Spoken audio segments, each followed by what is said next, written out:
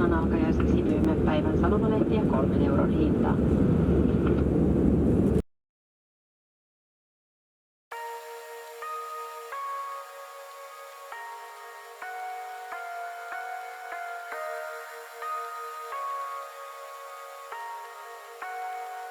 We lose ourselves in the spirit of things.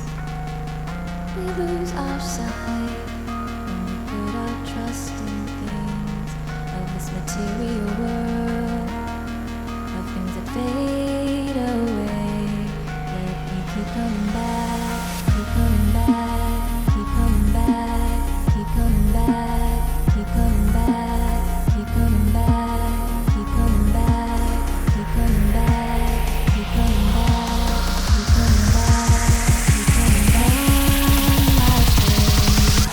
Of things we know.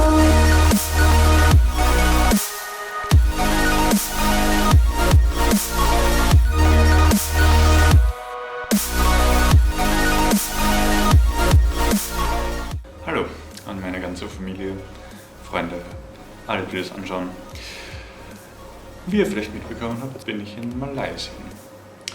Das ist auf der anderen Seite der Welt. Erst einmal, ich bin gut angekommen, es ist alles gut, ich habe ein Zimmer. Mein Zimmer hat sogar eine Klimaanlage und das ist da ziemlich hilfreich. Mein Gepäck war am Anfang verloren, aber ist jetzt Gott sei Dank da. Und ich meine, ich bin jetzt schon eine Woche da, also es geht mir gut. Ich habe überlebt.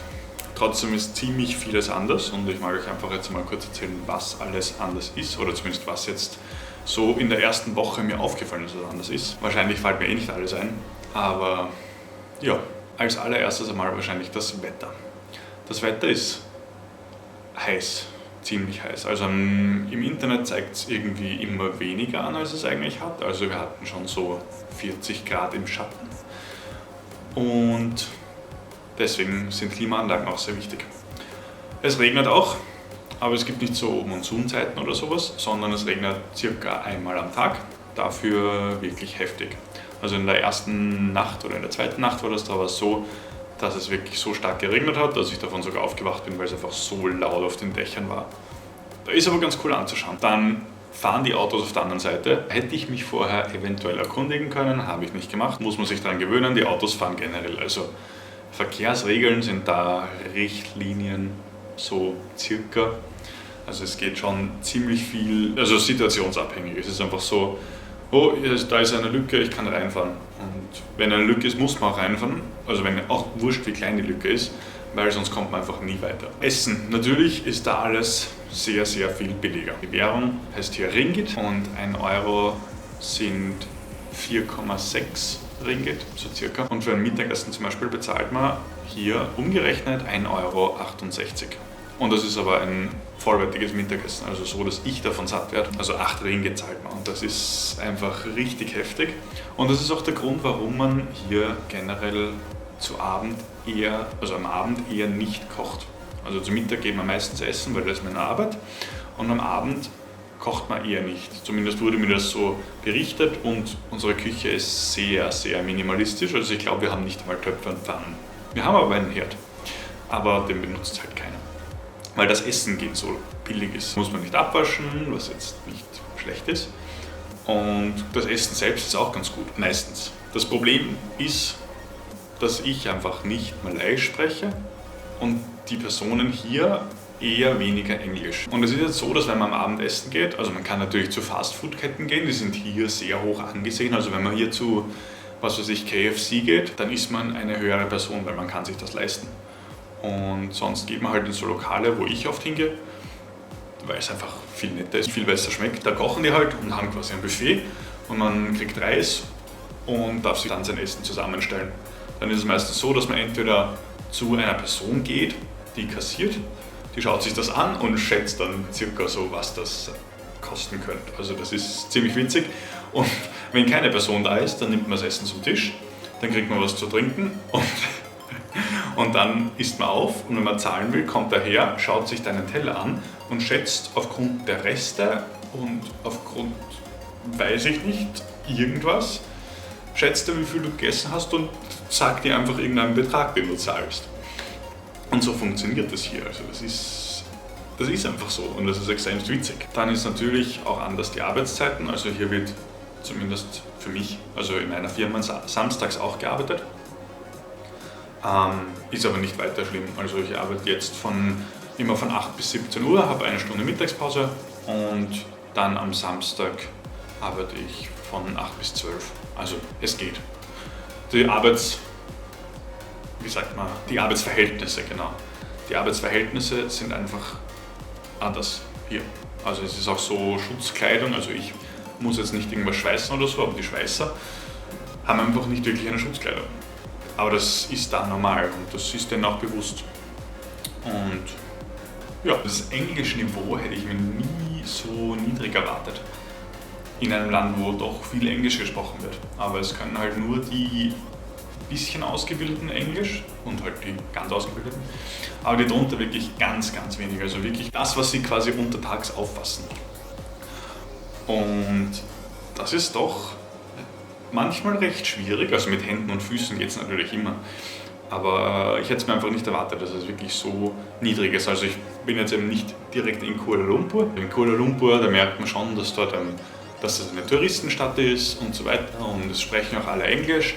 Aber sobald man weiter wegfährt, und ich bin circa eine Stunde mit dem Auto von Kuala Lumpur weg, oder eine halbe, kommt drauf an auf den Stau, da ist es halt nicht mehr so. Da muss man dann halt irgendwie anders durch. Generell hier fährt man immer Auto, wirklich jedes Mal. Also ich wurde am Anfang von der Firma immer abgeholt von zu Hause und mein Weg zur Arbeit sind zu Fuß wahrscheinlich 5 Minuten, vielleicht sind es 7, mein Gott. Aber das ist für Leute hier eine Ewigkeit. Also mir wurde gesagt, wenn ich 1 Minute gehen müsste, ist das schon maximal. Also mehr geht man hier nicht. Die waren entsetzt davon, dass ich sowas gehen will.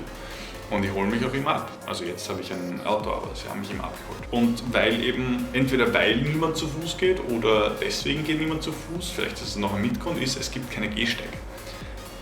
Es gibt einfach eine Straße, aber keinen Gehsteig daneben und da ist auch nicht Platz, dass man da gehen könnte. Es fahren entweder alle Auto oder Motorrad und Fußgänger überhaupt nicht. Also das ist da wirklich quasi verpönt. Es ist auch gefährlich, weil die Autos halt nicht so nach Straßenregeln fahren wie wir. Ich weiß nicht, ob man das im Hintergrund hört, da sind Hunde, die bellen, die wecken mich jeden Tag in der Früh auf.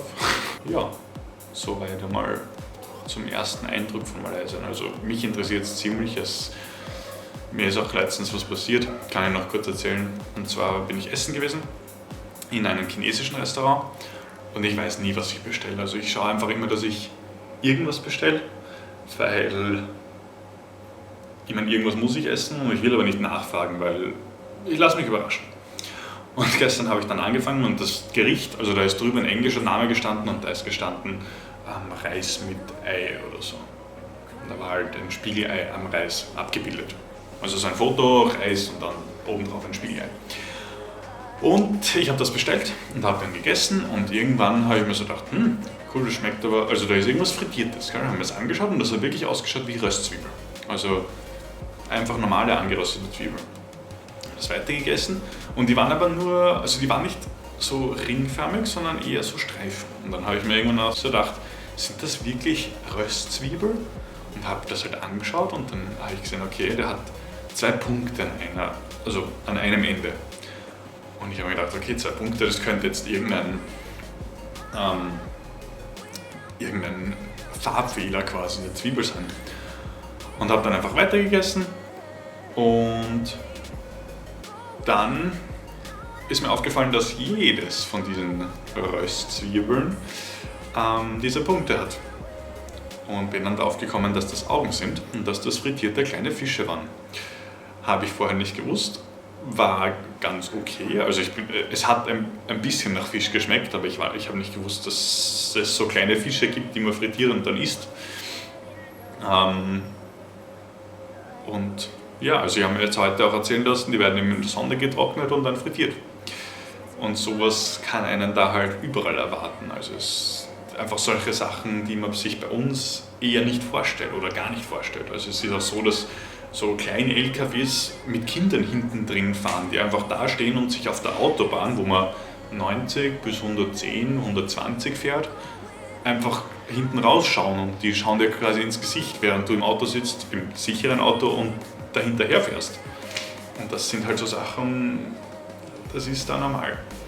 Aber ja, wie gesagt, mir ist noch nichts passiert.